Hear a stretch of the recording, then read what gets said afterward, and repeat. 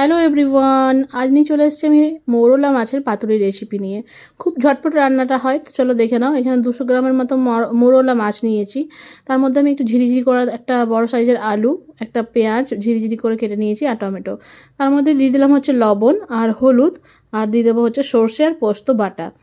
সর্ষের পরিমাণটা কম আছে, পোস্ত পরিমাণটাই আমি বেশি দিয়েছি। তো তোমরা যেটা সর্ষেটা বেশি দিতে চাইলে দিতে পারো।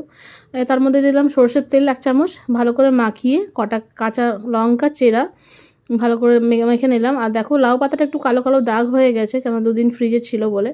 তো লাউ পাতার মধ্যে দিয়ে দিলাম মাছটা আমি, আর যেটা সর্ষে বাটাটা ছিল সেটাও দিয়ে দিলাম ঢেলে।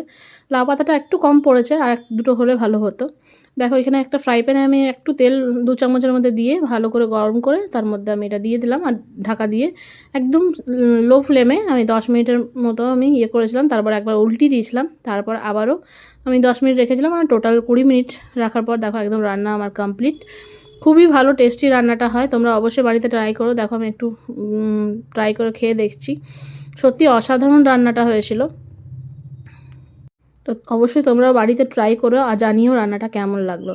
তো চলো আজকের মতো টাটা, দেখা হচ্ছে নেক্সট একটা কোনো রান্নার ভিডিও নিয়ে।